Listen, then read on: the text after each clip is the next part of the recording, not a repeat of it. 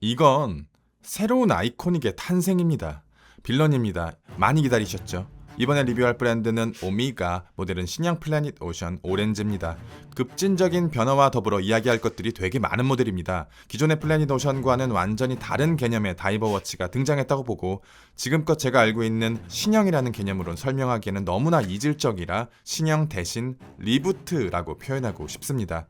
변화가 큰 만큼 호불호가 갈릴 수 있겠죠. 저는 플래닛 오션을 오메가 시마스터 다이버워치의 직계 혈족이라고 생각합니다. 여기서 오해가 생길 수 있을 것 같아 부연 설명을 드리자면 지금 말씀드리는 시마스터 다이버는 우리가 흔히 시마스터라고 부르는 시마스터 프로페셔널 300M SMP가 아닙니다. 제가 말씀드리는 시마스터 300은 이미 한번 복각이 된 이력이 있는 1957을 말씀드리는 것이고 이후 전설적인 다이버 165024가 출시되었다가 잠시 오메가가 머리에 총을 맞고 이 근본 디자인이 끊어지게 됩니다. 추후에 시마스터의 오리지널 디자인은 단종되고 롤렉스로부터 스폰서를 거절당한 제임스 본드에게 오메가가 접근하면서 SMP라는 다이버워치가 만들어졌고 오리지널 시마스터 다이버와는 완전히 다른 반개 SMP가 오메가의 실권을 잡게 되었습니다. 하지만 오메가는 근본 시마스터의 디자인을 버리기는 아까웠는지 2005년 플래닛 오션을 독립적으로 만들어내면서 직계의 피를 잇고자 했으나 이렇게 만들어진 플래닛 오션은 직계의 피를 가장 짙게 물려받았음에도 불구하고 과거에도 그리고 미래에도 속하지 않는 말 그대로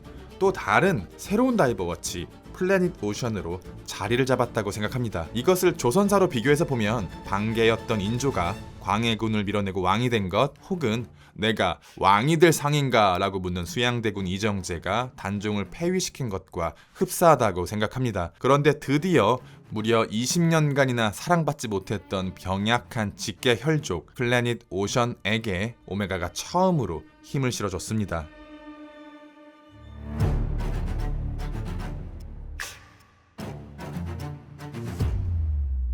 사이즈 42mm, 두께 13.79mm로 현행 SMP와 동일한 사이즈와 두께입니다. 47.5mm로 러그 투 러그는 더 짧고요. 21mm 홀스 러그, 177g으로 무게도 더 가볍습니다. 수치만 본다면 SMP의 하위 모델이에요.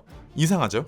1330만원으로 왜 그런지는 모르겠지만 건판과 청판보다 오렌지가 40만원 더 비쌉니다. 칼리버 8912, 60시간의 파워 리저브, 더블 무반사 코팅, 60바, 무려 600m 방수. 가장 놀란 건 착용감이었습니다. 착용감은 어떤가? 현행 SMP보다 편합니다. 더 편해요. PO의 케이스 헤드 무게가 가벼운 편은 아니거든요. 그 무게에 손목이 휘둘리는 느낌은 있는데 더 짧은 러그투러그와 더 세밀한 브레이슬릿이 착용감에 무게감을 넘어서는 이점을 줍니다. 러버로 체결한다면 데스크 다이버워치의 조건을 갖추고 있어요. 제 손목 둘레가 17cm로 한국인 평균 정도고 현행 SMP는 제가 가장 좋아하는 다이버워치임에도 긴 러그투러그 때문에 포기했거든요. 그런데 신형 PO는 찰만해요. 조금 더 아슬아슬하게 손목 둘레 16cm까지도 가능하지 않을까 생각하고요. 핏감을 보여드릴게요. 제 시각에서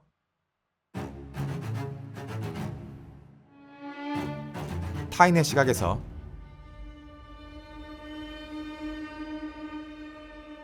조금 더 멀리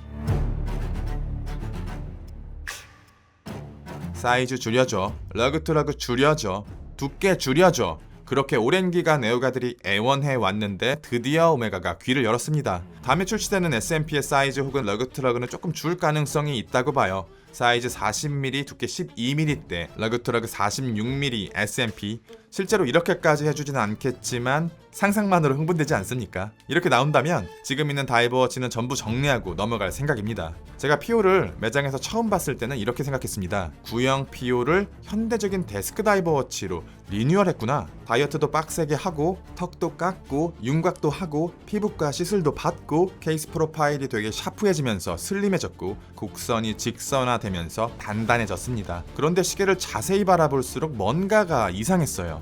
이게 진짜 구형 PO를 베이스로 만들어진 게 맞나? 시계를 한 바퀴 둘러보겠습니다. 질감이 굉장히 고급스러워 보이는 블랙 매트 다이얼, 오메가 시마스터 프로페셔널 코엑시얼 마스터 크로노미터 600m, 매트 질감의 오렌지 아라빅 인덱스와 직사각형 아플리케 인덱스는 꽤 높은 수준까지 피니싱되어 있고요.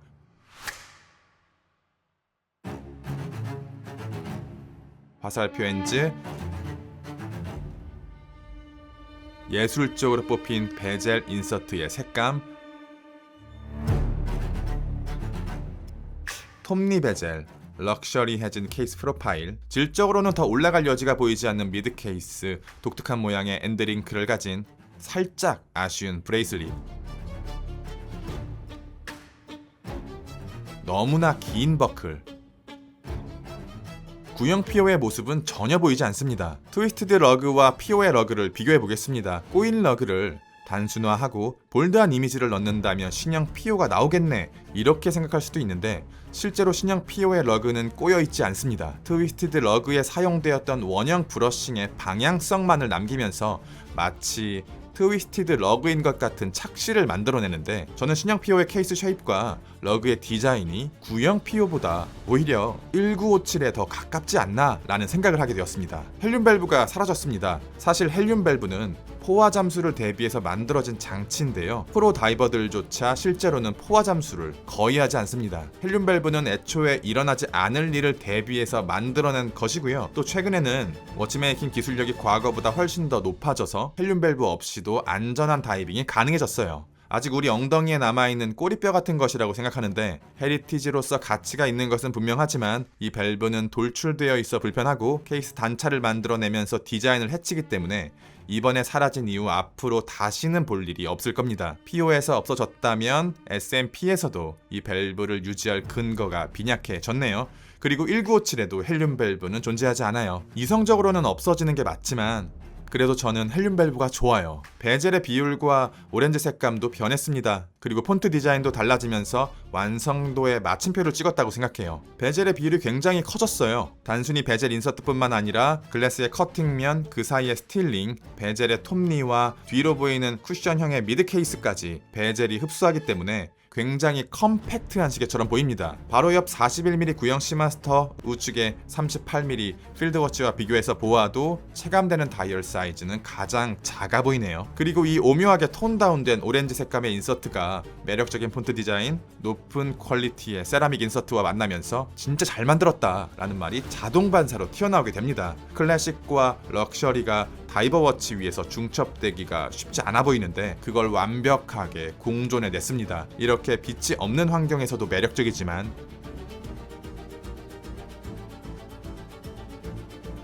흐릿할 때,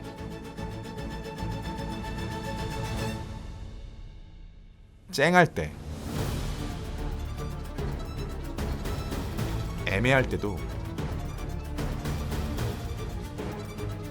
환경을 가리지 않습니다. 구형 PO의 가장 큰 문제점은 잘못 뽑힌 케이스 프로파일이라고 생각합니다. 중급 다이버라는 포지션과 방수 능력을 고려한다면 무게와 두께는 당연히 높아질 수 있다고 생각합니다. 그런데 구형 PO는 그 불편함들을 우리에게 설득하려고 노력하지 않았던 것 같아요.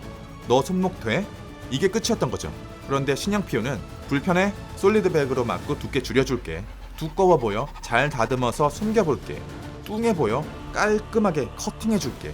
그리고 이 러그가 착용감을 잡기가 되게 어려운 디자인이거든요. 오메가가 어떤 마법을 부렸는지 모르겠지만 그것 때문에 엔드링크가 독특한 디자인을 갖게 되었는지는 모르겠지만 전에 없던 배려가 느껴져요. 오메가는 브레이슬릿 제작 능력이 부족한 브랜드라고 생각해요. 지금 진짜 많이 좋아진 겁니다. 미쉐린 타이어같이 두툼해서 불편하기만 했던 기존의 3연줄 브레이슬릿에서 유무강이 섞인 작은 자일리톨 느낌의 브레이슬릿으로 바뀌면서 착용감은 비교가 어려운 수준으로 좋아졌습니다. 빌드 퀄리티는 구형에 비해서는 확실하게 좋아졌는데요. 여전히 오메가의 붓슬은 오메가스러워요. 러그와 브레이슬릿 사이에 흔들림이 존재하고 브레이슬릿 링크의 연결 역시 완벽하진 않습니다. 잘 만들었습니다. 잘 만들었는데 현재 오메가의 가격대와 PO의 포지션, 그리고 비교 범주에 있는 다른 아이코닉들과 비교해 본다면 아쉬워요.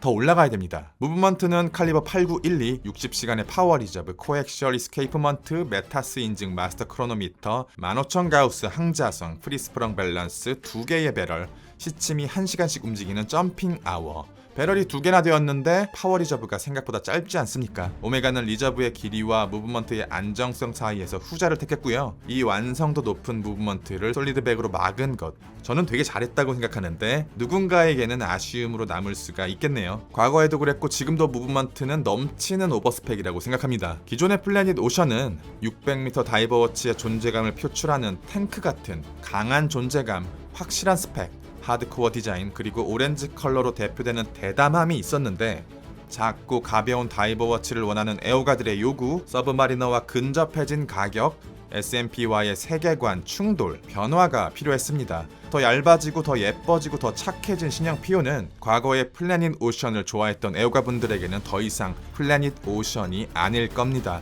하지만 신형 피오는 분명히 사람들이 불평하는 모든 단점들을 전부 지원했습니다. 케이스 비례를 단정하게 다듬었고 시각적 두께를 줄였고 적당한 베젤의 비율과 오렌지의 톤을 더 차분하게 조정하면서 훨씬 더 성숙한 다이버워치가 되었어요. 그리고 헤리티지 기반의 디자인 언어를 가져오면서 시마스터의 정통성이 느껴지는 방향으로 재정립된 건 보다 많은 애호가들에게 환영받을 일이라고 생각합니다. 그런데 약간의 씁쓸함이 남아있는 건 제가 늙었다는 증거일까요? 구독자님들은 어떻게 생각하십니까? 플래닛 오션만의 개성이 사라져서 아쉬운가요? 아니면 더 완전한 다이버워치의 등장을 환영하시나요? 리뷰는 여기까지. 빌런이었습니다. 감사합니다.